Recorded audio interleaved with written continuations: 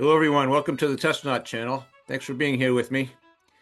I'm joined today by Nathan Featherstone. He runs the Kern School in Dublin, Ireland, the Kern School of Wrestling. He's known as the Rambling Kern. A Kern is what I'm learning is an ancient Irish warrior, a word for an Irish warrior. And Nathan does workshops in wrestling classes as well as Irish stick fighting. And he's going to be here in the United States for the No Fame Games in June. And before that, actually, he's going to be here for several events around St. Patrick's Day coming up in March in only about a week and a half. Thanks for being here, Nathan.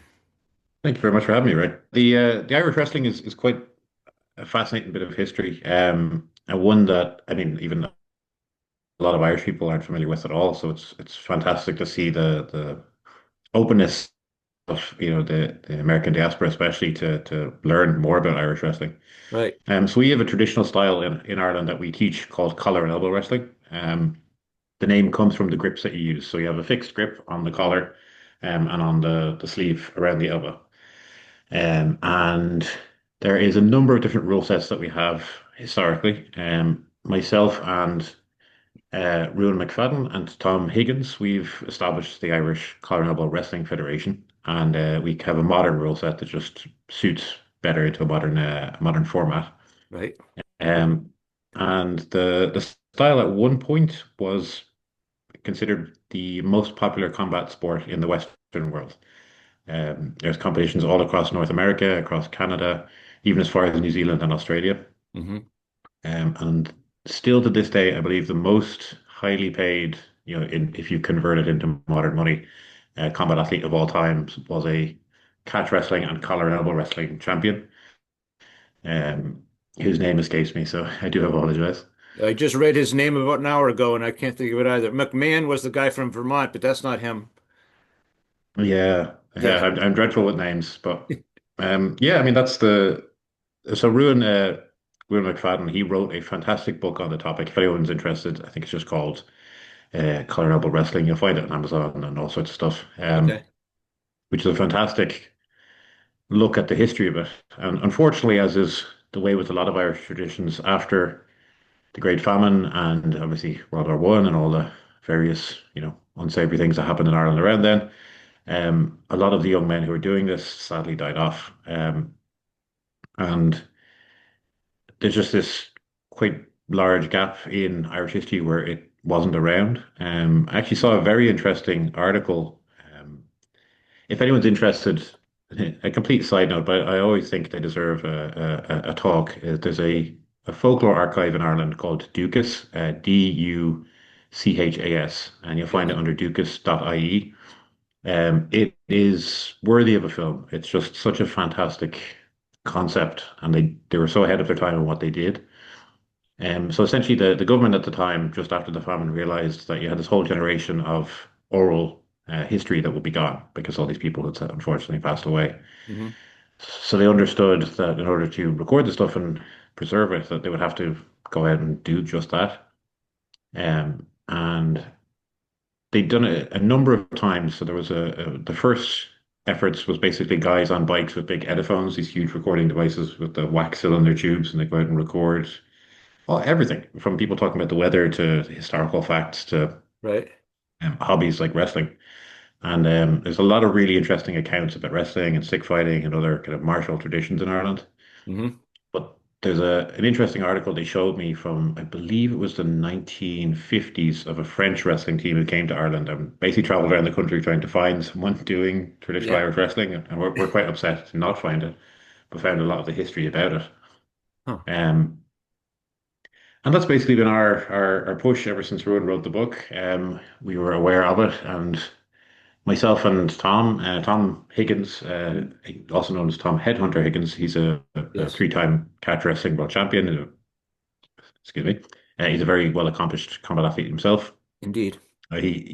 He's currently touring around Ireland teaching workshops at the moment. But the one hurdle we found was that, like, even though I get asked to go all over the world and teach workshops, Um, we wanted to see homegrown um, efforts taking off because it's fine with passing interest, but we thought the best way to do that would be to host actual competitions, which is why Okay. we got so heavily involved with No Fame Game Hmm. and their efforts because I think what they're doing is fantastic, but also gives us a really amazing format to allow people to compete, because that really, in the modern world, it's just what pushes um, that sort of revival, you know? Right.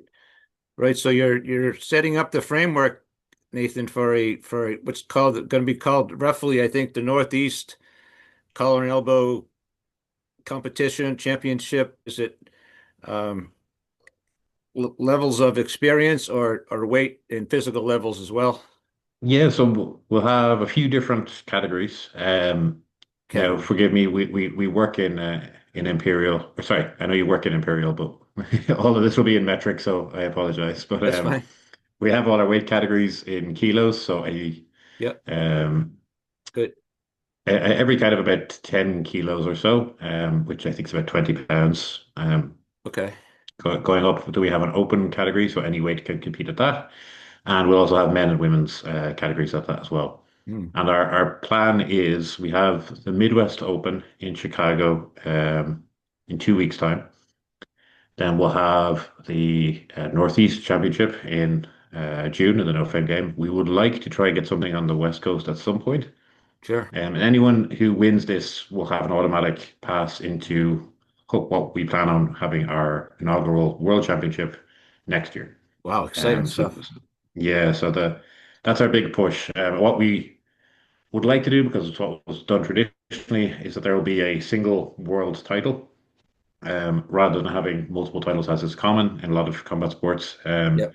What was the common thing in Irish Golden Elbow Wrestling was that you would have a single world title.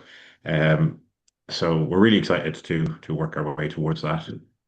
Uh, yeah. It makes me think of some scenes in a lot of old movies I've seen, Nathan. At carnivals and things. I've been reading that this is a was a big event at carnivals in the 19th century here in the U.S. and Canada and Australia, I believe. I don't know about carnivals in those places, but U.S. at least. You'll see a Yeah. scene where the curtain gets pulled back. It's kind of a place where no wives want their men to congregate, right? But this is where that kind of thing happened. Yeah, and that was one of the reasons actually why Colorado became as popular as it did. So carnival wrestling was huge all across, Okay. I know, North America especially. We have a great picture. An amazing eagle-eyed person spotted it. There's an amazing oil painting called the Fair at Glendalough, which is an amazing monastic valley not far from where I live. Uh-huh. And it's just this fair day, huge landscape painting, but a tiny little piece. And I swear to you, it's maybe that big, size of like a postage stamp in the corner of this huge, like 6 foot wide painting. Right. And someone managed to spot guys wrestling, doing collar elbow in this corner of Really? the field. Wow. Um, and the reason why I should say to go back to what I said earlier is the reason why collar elbow was so popular is because unlike other forms of wrestling and especially boxing, which was hugely popular at the time, it wasn't considered as violent. So ladies were often invited to go and to watch, which really helped increase its popularity Okay. globally, which is quite funny to think of in modern terms, but um, it's quite different in a lot of ways to a lot of other styles of wrestling. I know a lot of people see it and think it looks very similar to judo, but as a judo black belt myself, they're kind of worlds apart. But Mhm. I know most people are kind of what's the word I'm thinking of? They always reference things that they regularly see, so they see something like this and immediately think it's that. Right. But I mean, we have a joke that it predates judo by a good number of decades, so it's a little bit older and has its own history. Right. So you're grabbing your opponent's shirt. It's called a jacket, I guess. You're grabbing onto that and you're keeping that hold no matter what, because if you lose that hold, what? You're done. Yeah, so we have, depending on a standard bout or a competition bout, it's first to three or first to five. Hmm. And how we've scored it. So, like I said, there's multiple rules, but basically all of them agree that if you let go of your grip for whatever reason, you lose a point. Okay. And the rules that we've agreed upon is if any part from your knee up hits the floor, you also lose a point. And that's any part of your body. So even if you were to fall over and just drop to a knee, that would cause you to lose a point. Um, they're very straightforward rules to understand and implement. I think that's why it's been very popular when we've been teaching it because it is quite easy for people to understand. The one thing we do really enforce quite a bit, and I think people will perhaps struggle with if they come from a traditional collegiate wrestling background. I know especially that Americans are fantastically skilled with that. Is that if people crouch forward, we penalize that Yes. because the style was often quoted as being like fencing with the feet. You had to very actively use your feet, and if you're crouched forward, it just forces people to be very passive. Okay. And the with the jackets as well, we've come up with a modern design for it. This was even historically in the 1800s a big point of contention because it was just any jacket. So some guys would show up in like a duster, another would show up in a waistcoat, Yep. and he would say, "Well, this is a coat, this is a jacket." And there'd be Right. brawls over it. There was some interesting attempts, especially in America, with harnesses basically being made, like these interesting kind of leather harnesses. The only way I could describe it, it's like the 80s cop movies where they have these like leather harnesses around the shoulders for the pistols. Sure. Yeah. They Uh, basically look quite similar to that. sure. Um, but they're just a bit cost prohibitive to make, so we went with kind of a contemporary jacket design made from canvas. Right. I did watch this in person last year at the No Fame Games here in Milford, Mass. And so you've got your opponent by the elbow and the collar, but your legs are never still, it seems. You're always trying to get behind his, push him on his back, get them on their back is the goal here, Nathan, right? Yes, indeed. Yeah. A nice clean throw is the thing we really try encourage, and especially if you can use your feet rather than just trying to muscle them to the floor. Hmm. Um, we also have come up with kind of two sets of rules as well, with the modern rule set that we've come up with. Traditionally, as I say, the sport was often done at fairs, so we have a rule set for competing outdoors as well as indoors, where you have a safe padded area. Okay. Um, so we're trying to basically make it excuse me, as open and accessible to people as possible. But yeah, that's the main crux of what you're trying to achieve with it is have that fixed grip. You cannot let go at any time. You're trying to use your feet ideally as much as possible to throw your opponent cleanly to the floor. Right. And we also do have it if both parties fall at the same time, we just count that as like a no score and we reset everybody. Okay. And I did read a small piece about in 1856 in Vermont where one of these rule sets was found, or is dated to, I should say, that you have to go by today, right? Yes, indeed. Yeah. So we have, off the top of my head, I think we have three surviving rule sets. We have the one from Vermont. We Hmm. have one from Kildare, which is a county kind of west, yes, west of Dublin. And then there's another rule set, I believe, from North America as well. Hmm. A lot of the early pioneers and early kind of champions were American, which was, I suppose, partly a lot of the Irish diaspora, being over there. A lot of early boxing champions, Yep. and a lot of early wrestling champions were, Irish American. Mm. Um, I mean, even the most famous, Jack Dempsey and stuff, It's all they it's have a all lot you of hear about. Irish. It's all you hear about, Nathan. Now that I'm learning this, I'm always coming back to movies in my head. This movie, that movie, there's that. They're always an Irishman. 12 out of 10 of them are Irish in those things. They always are. It would be strange if they weren't. And Yes, indeed. um, these guys walk down the street looking for somebody, right? They don't want to. They don't want And to lose their edge, so they're always looking for somebody. yeah, there used to be a huge amount of local fairs and local kind of Yep. what's the word I'm thinking of, carnivals and stuff, as an excuse to go out and kind of test their skills and practice their skills. And make some money, Like, yeah, exactly, yeah. perhaps. Especially for lower level athletes, you might not necessarily have the access to regular fights, so it'd be a very easy way to say take on any comer for a few dollars or whatever the agreement might be. Right. Yeah, like this other fellow you mentioned, he was enormously well paid. I read about that too, which is for his time. This guy was like the Babe Ruth of wrestling. Yeah, yeah, and it's an interesting piece of history because I mean, like obviously America was had a huge culture of wrestling, and thankfully you still do in a lot of ways. Hmm. I suppose the kind of three real powerhouses in the world of wrestling these days is America, mostly the kind of Eastern Bloc nations and some Middle Eastern countries. All right. Europe kind of lost all of ours, unfortunately. Hmm. But thankfully, we're seeing quite a resurgence of a lot of the traditional styles. So, I mean, that's been with a lot of my efforts is to try train a lot of these people and like, kind of see a lot of these styles firsthand. So another thing that we're going to see at No Fighting Game as well is the Scottish Backhold Championships they'll be holding there as well, which will be a Hmm. great one. So I was able to train with the one of the teams will be coming over from Edinburgh Okay. for that as well, which is another very interesting style. Again, another fixed grip style. They grip over the back, kind of clasped hands as well. Right. One high, Um, one low, right? yes, indeed. Yeah, one under the arm, one over the shoulder, Okay. um, which would be great. It's a very interesting style to to train in. Um, so yeah, it's a really exciting time for you Celtic history and grappling. So it's have a huge debt to pay, I guess, for for all the efforts of people like the team behind the Nothing Games. Right. Well, Um, well, I think it's wonderful that you and Tom and Ruin have come together like this. yeah, it Take was this on. thankfully a bit of a perfect storm. Yep, I can see that. Yeah, it's obviously I know you asked earlier, how long I've been at this. Like I've been teaching Irish stick fighting and kind of Irish martial arts for I think about 14 to 15 years, something like that now. Hmm. So pretty much my entire adult life at this point.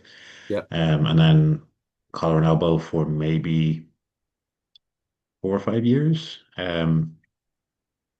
So it's been a big effort and a big kind of passion on my part to see this stuff grow. It's something that we really wanted to see it done right. So it was kind of the reason why we were so adamant to try push this as best we can. We actually recently had an invite. Hopefully, we're allowed to say it, but I don't think it'll be an issue. But we had an invite to the Nomad Games to demonstrate Collar at that event, Oh, which is, for want of a better term, it's like the Olympics for like nomadic and indigenous sports around the world. So it would mm. be all of the other sports you'd never see at the Olympics, things like horse archery or Okay. you know Yes. traditional wrestling and even like falconing and hunting and stuff. So Amazing. we're really excited to be able to take part of that. So fingers crossed, we Where managed does to that take succeed. place? They'll be taking part in Kyrgyzstan in September. Oh, okay. So yeah, right out on the step, so to speak. Yes. So very excited for that. But the aim for this year, with collar and elbow, is we have obviously our two championships in North America. We would ideally try to get a third somewhere on the western seaboard somewhere. Yep. So if any of your viewers would like to volunteer to host us, we'd be delighted. Um, we have two competitions lined up in Ireland already. So we have four provinces in Ireland, kind of north, south, east, and west. Hmm. Our south and western province we have lined up for June and August, and we are still in works with a group to have one in the north sometime before then, and then we'll try do the eastern province ideally in the latter half of the year.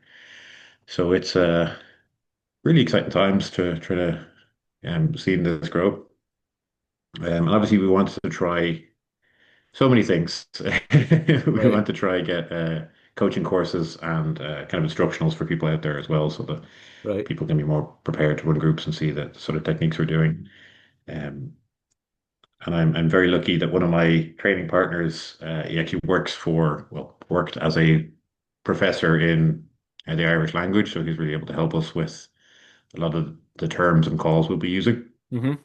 Because obviously being an Irish tradition, a lot of the words, like stop and go and fight, all that stuff will be in Irish. So Ah, um, it was something that we wanted to see. Obviously, it's something you see sure. in a lot of other traditions. You see the same thing in judo and Brazilian jiu-jitsu. A lot of the calls are in Sure. Portuguese and Totally right. Japanese. So Yep. exactly. So whatever little bit we can get to squeeze the language in and the culture in there, Yeah. we're trying to do. And I can see the passion on your face, Nathan, and listening to Tom. I haven't talked to Tom like this yet, but I've watched some of his things, and he's just so passionate about this, and I'm in my head, I'm equating this to, well, we can effectively say that this went extinct for about 90 years, almost 100, right?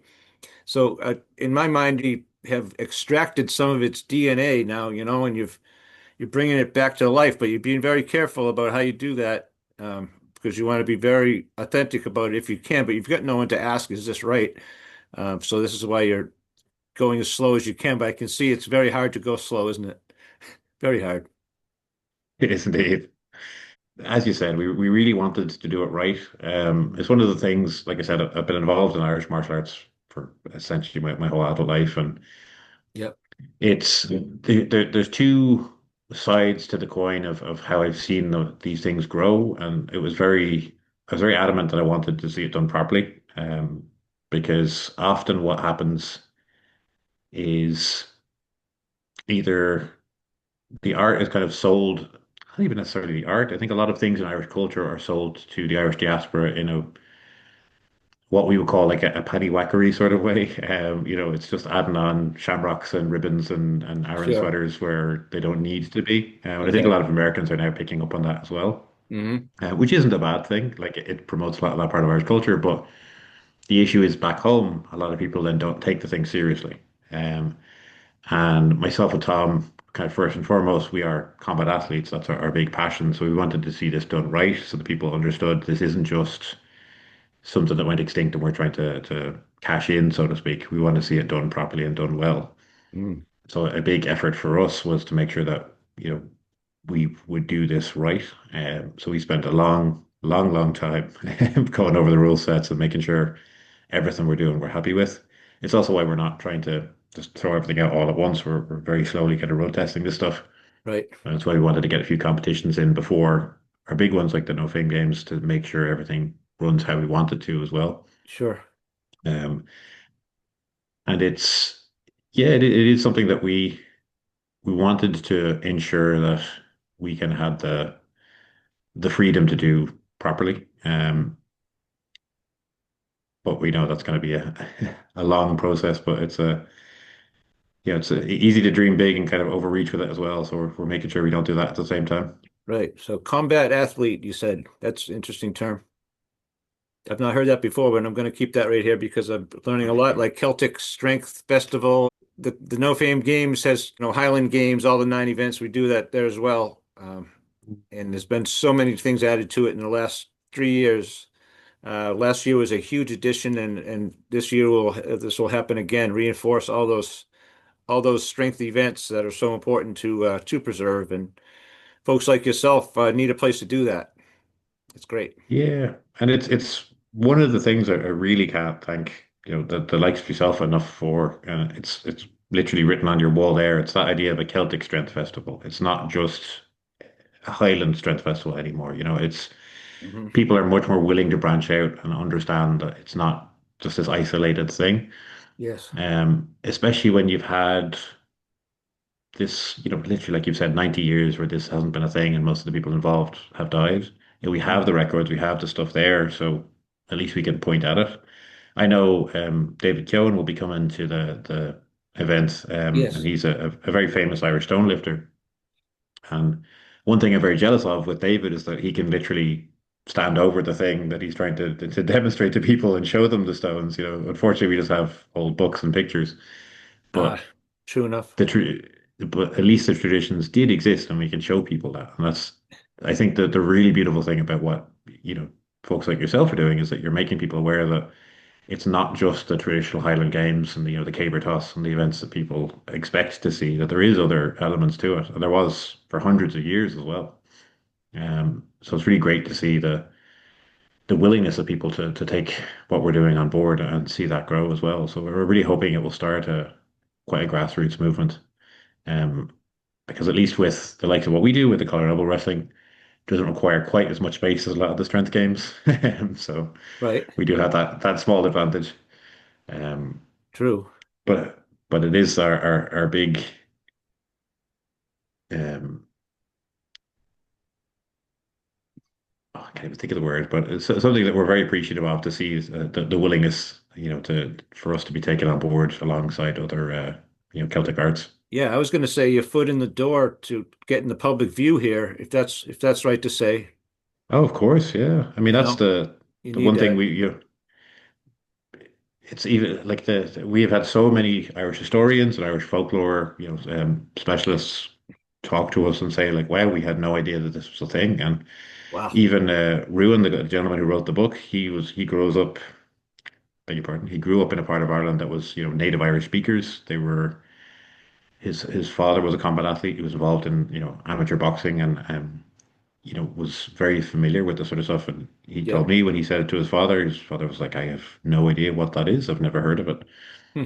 And the really interesting part is that as I slowly started to bring it up to people, I remember a student of mine, he grew up in the west of Ireland. He said his father and uncle were basically taught in school a similar kind of rule set to it at one point. So there is all these little like strings that are being pulled as people start to remember this stuff. But Yeah. it's really great the more eyes we can get on it, the more people we can get aware of it, the more I think it will start to kind of reemerge and allow people to be aware of the history. I think we're living in such a wonderful time for Celtic revival.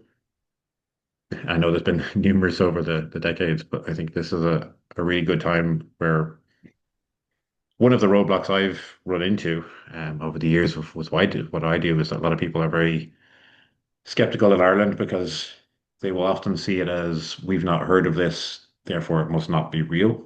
Hmm. Um, which thankfully we do have imagery and stuff, but there is a long, complicated history around violence, obviously, in Ireland. So when we talk about things like martial arts, it can be a little bit, people can be a little bit more hesitant about I their see. approach to it. Because of the atmosphere or this or that, the different mindset, perhaps. I can understand that. Yeah. Yeah. I think even when I was a young man, my parents were very adamant I wouldn't get involved in boxing, for example, um, because at the time it was just viewed as like kind of a gangster sport, so to speak. Mhm. And now it's hugely mainstream. I mean, every second office worker I talk to does boxing or some sort of wrestling these days. So Yeah. it's the times have very much changed in that regard. The same passion I see in you, I saw in David Keown last year when I talked to him on here, and Martin Jansis as well, Scottish stone lifter. Martin and Yeah. David will both be there this year with us at the No Fame Games. Um, yeah, the the travel too, and the people they meet, and probably yourself too, is a big part of this journey, Nathan. I know. Yeah. So the other, let's say, I know I'm not going to say the word sport because I watched one of Nathan's videos. He's very adamant about his reasons for not wanting to call these sports, but to call them arts, martial arts. And that is Irish stick fighting and shillelagh. Am I saying shillelagh right even there? Yes, that is absolutely spot on. Okay, can we get a little story about what that is and its history and such, and you're going to bring that to the No Fame Games as well. Yes, indeed. Yeah. So, like I said, that was the thing I first started off on, what kind of kickstarted my journey. Okay. The very quick rundown on my own background in it. I was a very nerdy child and went down the rabbit hole. Obviously, big passion for martial arts, and I thought to myself, surely with the reputation of the Irish of being the Fighting Irish, I was like, surely we have something. Um, Hmm. and managed to find back when Yahoo Forums was a thing, basically like a big email list. And was added onto this list of all of the kind of main instructors in the Irish stick fighting world. And fast forward a few years, I was in college. I was able to learn Doyle style of Irish stick fighting. Okay. And then about 7 or 8 years later, I managed to learn the Antrim style. And now I run the longest running club in Ireland, and probably the most active. But the history of itself is really a long and quite interesting one. This is one of those things where, again, like I said, and we talked about this off air, is a lot of people make very big claims of, oh, it dates back to Cuchulainn and, Yes. X century BC and stuff. My answer to that is basically yes and no. So the origins of it, I'm sure people were practicing with sticks at the time, but it's like saying, we know Cuchulainn played a early version of hurling, but to say that looks like modern hurling would be a bit of a lie. Okay. They're so far removed that they're probably very, very different. All right. And people did use sticks, but really where it reached its prominence and when it became its own thing is in the very early 1800s. So there was a thing called the Tenancy Act in Ireland, where basically landlords were told from a famine prior to the Great Famine. Oh, A number of people basically died, and it was then said that as a landlord, you had to look after your tenants because if they were unable to, for whatever reason, your job was to feed them. okay. And this also affected Scotland at the time. So essentially, landlords cleared people off the land because they didn't want that responsibility. And large groups essentially formed together. Some of them were family groups, some of them were kind of secret organizations, some of them were even like guilds linked around certain crafts, such as in Kilkenny, there was a group of limestone masons who went by the name Whitefeet. And Okay. basically, they formed what were called factions. And to link back to what I was saying about the earlier history, in the 1600s, the Irish were forbidden to own any weapon. There was a thing called the penal laws. These were very, very Okay. strict, and it was really what kind of put the death toll on traditional Irish culture. In the 1500s, there was this amazing point in history, which is where I get the name Kern from, is Yes. the term used for Irish soldiers at the time was a Kern and or a Kehern in Irish. And they basically the Irish were forbidden to wear their own traditional clothing, to play their own traditional music, to Mm. carry weapons, and to speak their own language. And this, or later, to practice their own religion. And this continued to progress over the coming centuries. Yes. By the time the 1800s rolled around, obviously these people were being cleared off the land. They had no way to defend themselves, so the only way that they could think of was to essentially carry walking sticks. Because the great quote from Lord of the Rings, you wouldn't prevent an old man from carrying a stick. So that was kind of how people got away with it. Okay. And then it kind of transformed into its own thing because people, like I said, were meeting up at fairs to wrestle and to box and do other things, but they also were meeting up to fight with sticks. They wanted to test out and prove that they were the best person with these things. Okay. There was a tradition of you would carry essentially a stick under one arm and you'd carry your jacket and drag it on the floor behind you. And if someone stood on the jacket, that was an acceptance to fight, and you would have a stick fight there in the middle of the fair. Okay. Um, Huh. to the point of as to how violent these got, the term Donnybrook, which I know plenty of Americans will be more familiar with than and even some Irish. Yes. Donnybrook is like a 15-minute drive from where I live. To me, Um, that's a free for all fight. You better get out of the exactly. room, or you're gonna get blood on you. Right. And that was a cattle fair. So people would meet up every Ah, year. was it? And the earliest reference we have to that is the 1200s, where the Normans were in Ireland, and even they commented that the Irish would meet up and fight at this fair. And that carried Wow. all the way on way into the 1800s, to the Amazing. point that now that term is synonymous with a mass brawl. Right. Um, Whereas now a Donnybrook Fair in Ireland is a high-end, um, like what's even like a high-end grocery store, basically. So it's completely changed. Yeah. Um, and off the back of that, basically, is people started to gather and train with these weapons. So they had these 3 foot long sticks. Originally, they were traditionally oak. However, most of the oak in Ireland was used for the British Navy to do sail around the world and do what they did. And now the modern tradition is with blackthorn because that's a very similar wood in its properties and it grows all over the country in hedgerows. Okay. And these people would meet up in large groups. Some of the largest gatherings were like 5,000 plus people would be fighting at these. So Hmm. these were pretty significant brawls. Yeah. Um, and I have on my YouTube channel, I have a very interesting account of a gentleman talking about witnessing and training this stuff firsthand. So basically, people met up, they trained with these weapons, they would fight.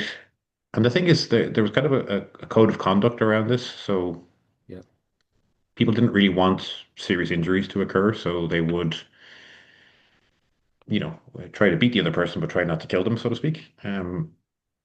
Because the police force at the time was essentially the army. And if the army got involved, they would just come in and shoot everybody involved. And, Hmm. you know, people didn't really want that to happen. So there's an interesting divide in the country of outside of the cities, faction fights tended to be much more family groups and Oh, local craftsmen. And then in the cities, they tended to be guilds, essentially. So where I used to live in the center of Dublin City, there was regular fights between the butchers and the weavers.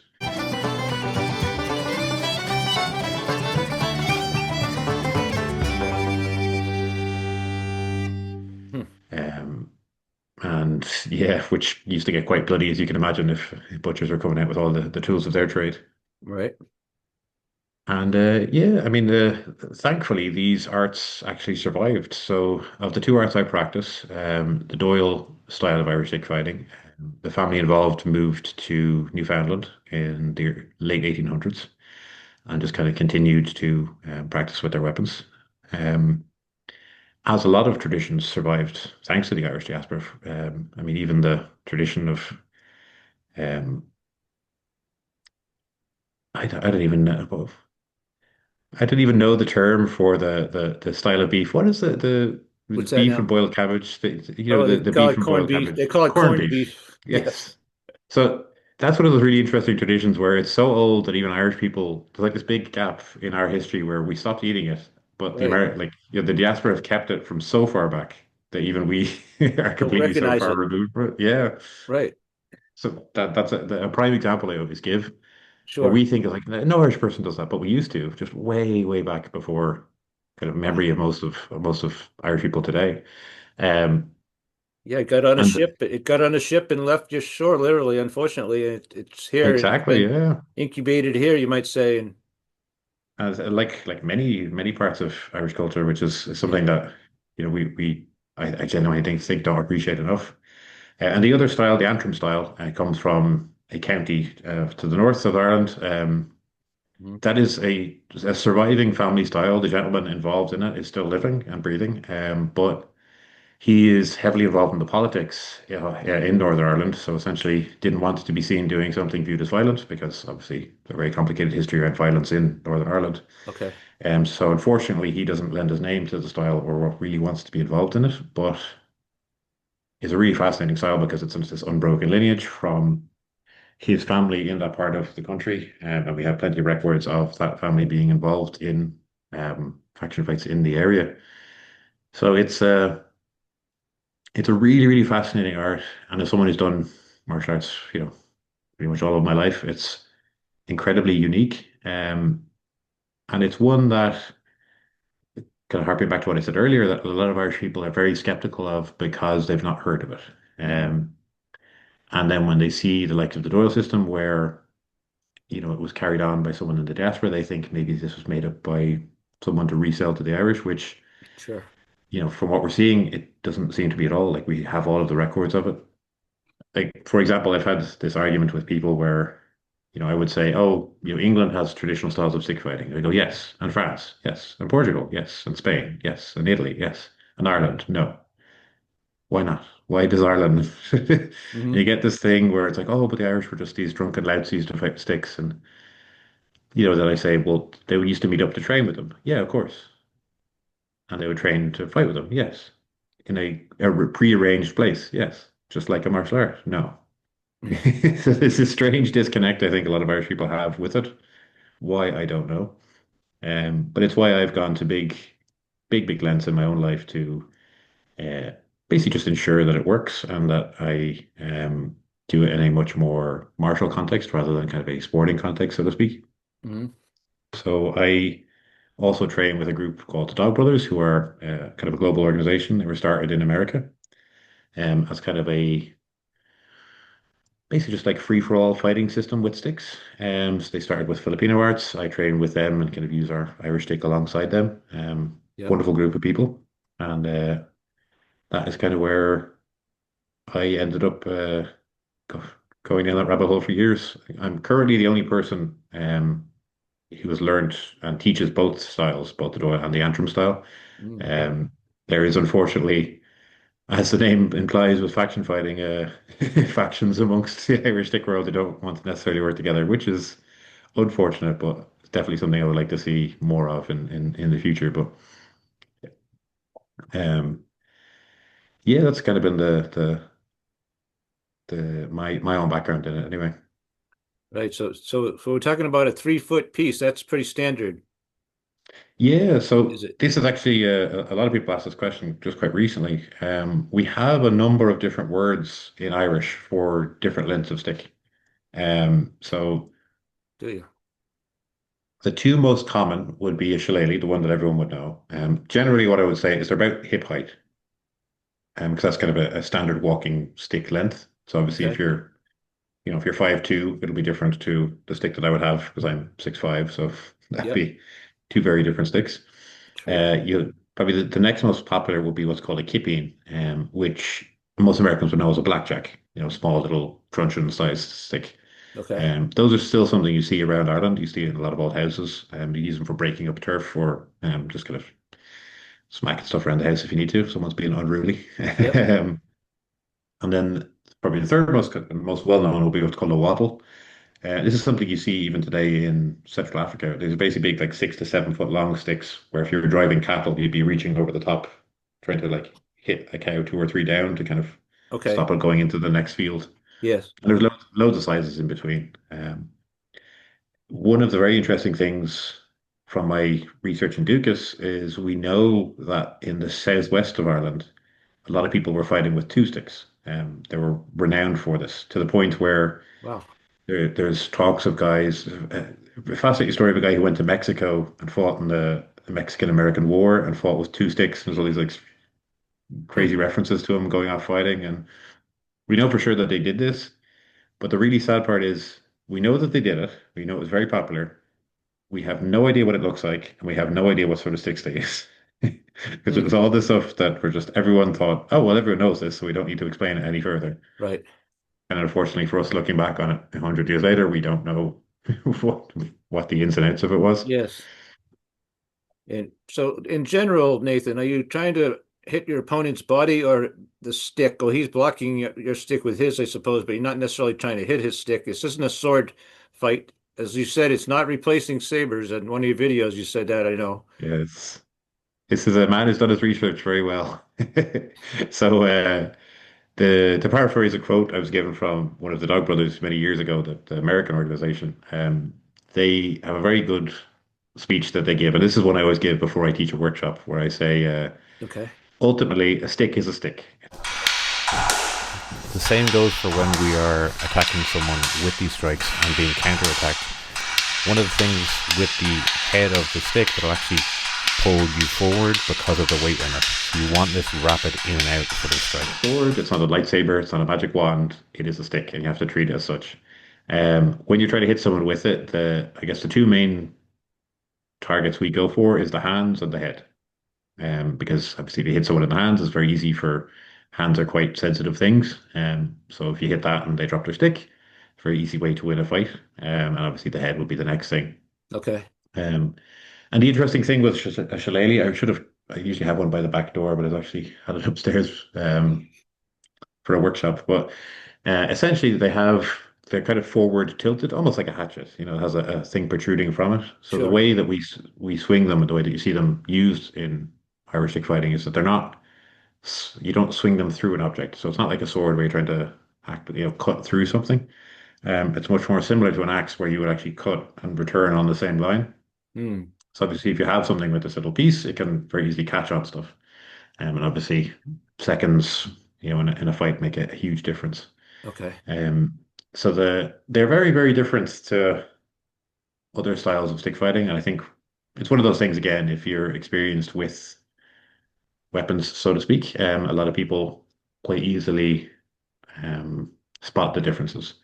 And I think as a style, I know a lot of people, and forgive me, but a lot of my American viewers especially tend to say, oh, why don't I just carry carry whatever gun or knife or whatever? And I live in a country where that's almost impossible to do. So Mm. for ourselves, a stick is a very realistic thing, and for myself, it's mainly a cultural thing. But obviously, as a style, especially as you get older and you're more likely to carry a stick, it is quite a fun and interesting thing to learn, and potentially a useful thing to learn. Yeah, and when I was watching your a couple of your videos there, it seems to me, if people can understand what I mean by that, more of a rap than than a bang or a hammer. You're you're coming down, you're expecting to come right off again. You're wrapping them rather than, like you said in your video, don't heck a hammer hold. You're not chopping wood, you're not hammering nails, you're not a blacksmith right now. Um, and that was that whole thing. You had a little your thumb out like so on the along the span of it, right? Mm. In order to kind of Yeah. just a one. I think probably all could take on me. Just one of those on that knob. I'll be down.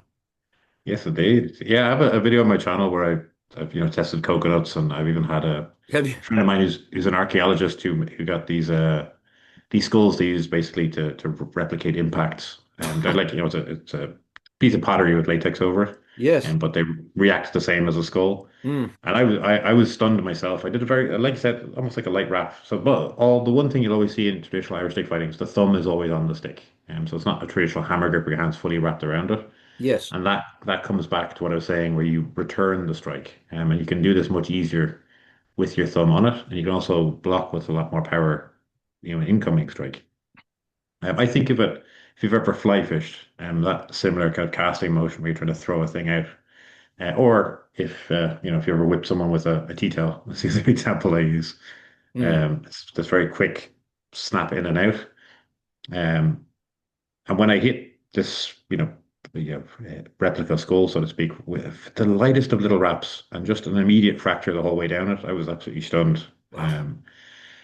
And I think the thing people will look at a stick and think it has to be like, a 5 pound lead bar, Hmm. and it doesn't. The speed is going to win a fight.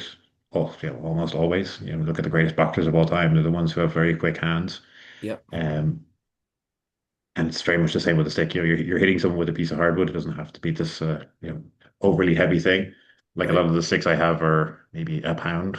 Um, Really. so then, yeah, like they're, the most of them I would have are maybe like an inch, in thickness. They're the other side of it too is that, and this is the speech I always give to people, is ultimately it's a walking stick. And if you're going for a walk, you don't want to be carrying 3 or 4 pounds around with you all day. You're going to get Yeah. fed up. Good And the point. majority of the time, I'm just kept walking with the thing and using it to point at things and talking to people about, you know. Right. Um, so I think a lot of people get they have preconceived ideas, I guess is the way to think about this when you're talking to them about this. Yep. But yeah, at the No Fun Games, I will indeed be teaching some of this to people. If anyone wants to come along, it'll be open to all. So it'd be great to have a few people down who are interested. And I will be working with a few other stick fighters in the area, and obviously demonstrate, and we'll do some sparring just to show people what it looks like. Good. So really, really looking forward to it.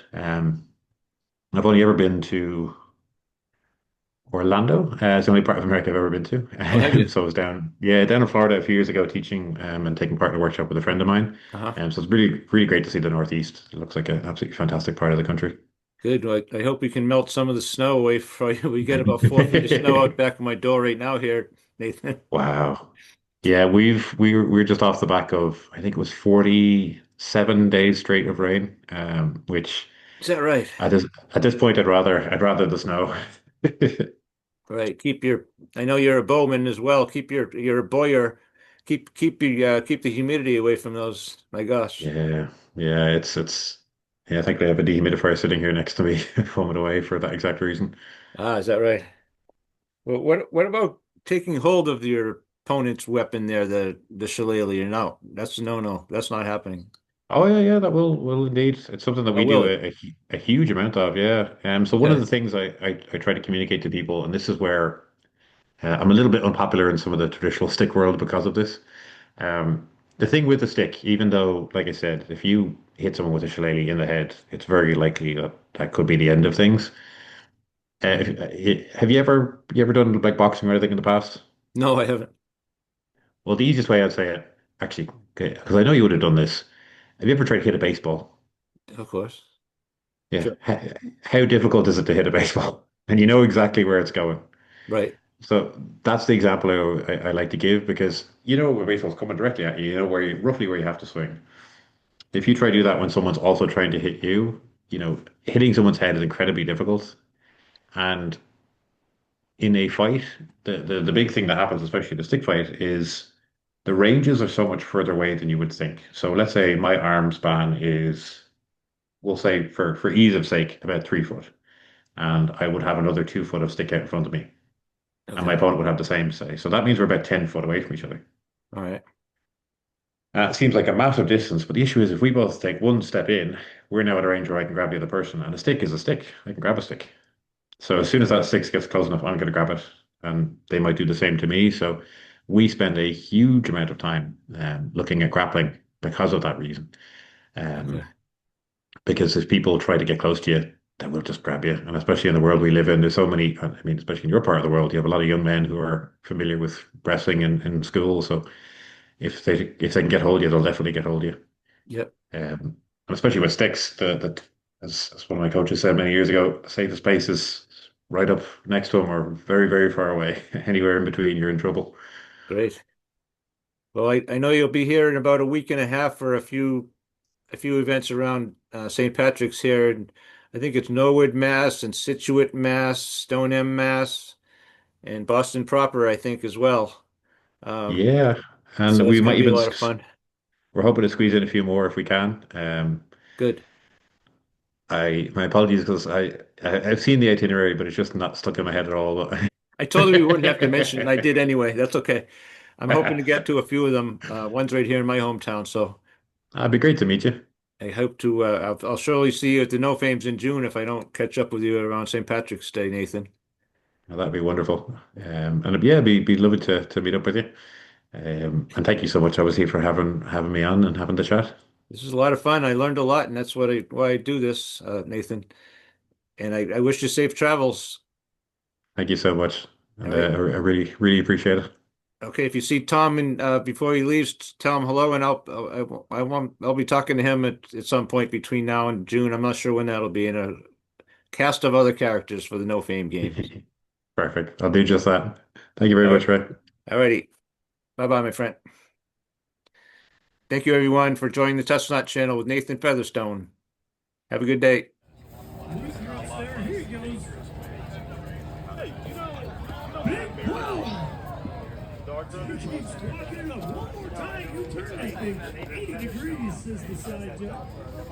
Talk about an even match. Thank God, such an even match. Get over here a little bit. Fold it up and down on his back.